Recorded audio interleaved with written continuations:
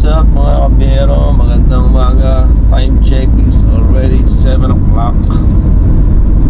Today magre-report tayo. Punta tayo sa Magsaysay para gawin yung mga dapat natin gawin. Kasi paalis na naman tayo mga kabiyero. So yun yung special task na gagawin natin this Friday today.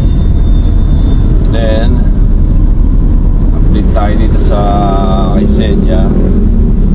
Fantastic, very good. Siya kasama ngayon natin. So today, two days ago nagpagas tayo, full tank. And as of now, isang bar pa lang ang nababawas. So nasa 1 bar pa siya. Andun pa siya sa pangalawang guhit. So hindi natin na-check kung ilang liters yung pinakarga natin eh. So hindi ko alam kung ilang kilometers per liter to. Pero I think siguro mga 10 to pagka sa highway. Then kagabi na-test din natin siya. Napaabot naman natin ng 120 yung takbo niya. Alang, bilis na nun. Patulin to si tawag dito, si Senya. I can say mabilis to. Halos sa level of engine na hindi siya nagamit. Maganda pa to. So ang next gagawin natin kay Senya is papaklining natin yung engine bay.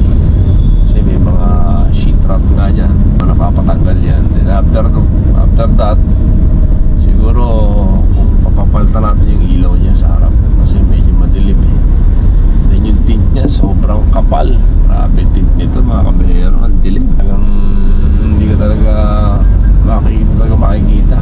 Sobrang dilim. So very nice siya pag sa umaga. And syempre as usual, yung aircon niya na very unbeatable sa lamig. Itong kotse na to, pag nakasakay ka dito, para ka nasa Europe sa lamig. Grabe lamig niya, sobra. So dito na tayo, MSR. Kakaliwa tayo dito, pupunta tayo ng Manila. Pupunta tayo ng Tagaytay Road. Then pupunta tayo ng SLEX. Let's go. 5.7 liters ang nakarga natin. Alright, so nagpakarga tayo dito sa Uno, 56 per liter.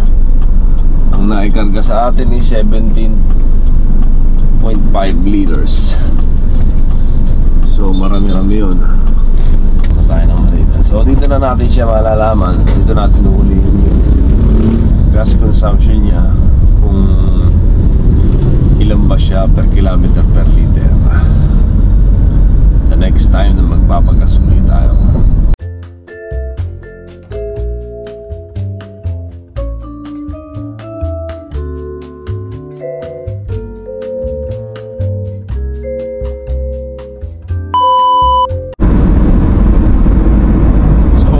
Tayo sa SLEX sa kahabaan dito ng papuntang Alabang. Lagpas na nga tayo ng Alabang. Going ahead na tayo, passing na tayo ng Bicutan. So konti na lang na tayo sa Manila. Alright, so napansin ko dito kay Senya,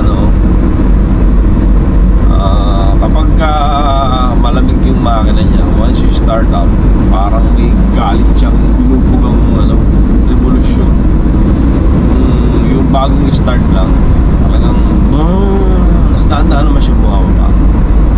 Isa yun sa mga napansin ko. Tapos one more thing is, napansin ko dahil nga sa 46,000 pala din tinakbo nito, may sobrang smooth niya. Grabe, sobrang smooth niya mag-drive. Napaka parang bago pa talaga yung sasakyan. Ngayon lang ata ito mailalayo since nung nabili namin siya.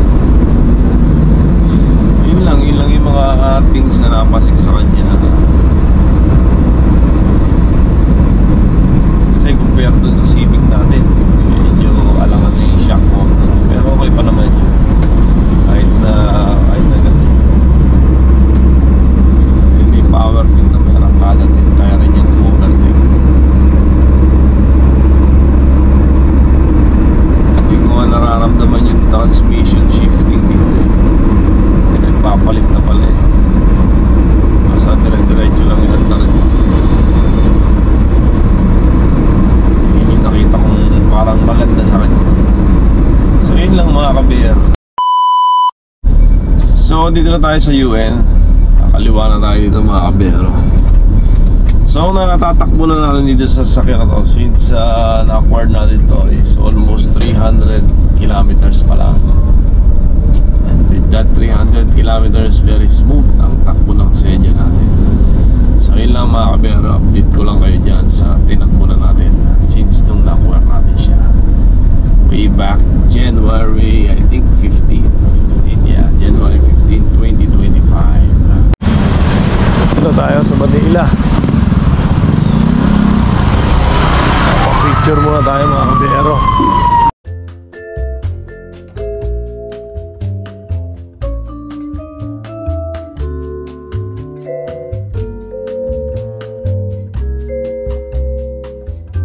One hour later.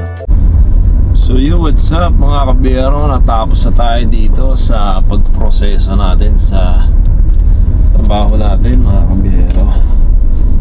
So ngayon pupunta tayo dito sa Striga Bikes. Pagkaraan ng 200 metro, kumanan sa United Nations. Titignan natin yung ating bike kung pwedeng kargahan ng e-bike, si Trenk. So hindi na tayo mag-upgrade. Goods na sa akin yung bike ko na yan. Siguro upgrade ko na lang dyan, hydraulic preno, tapos yung hub na yun, tsaka yung battery. Yun lang.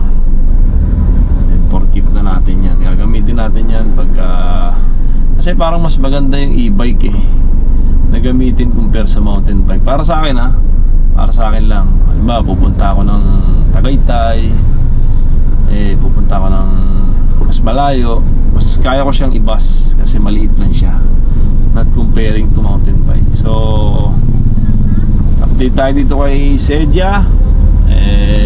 Very good condition pa rin ang ating sasakyan. So pupunta tayo ngayon kay Striga Bikes. Tara, siguro may ilang kilometro to. Hindi pa nababawasan yung gas natin. Still in the F mode pa rin. So let's go mga ka-BR.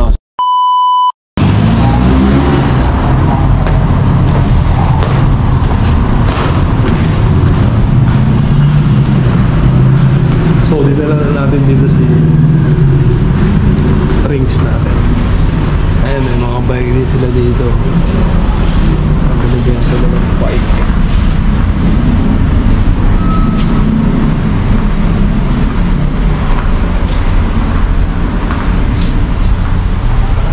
Rims, gulong. Kamalit din na dito. Hindi anong major natin dito. E-bike natin. Sabi natin e-bike kaya strings.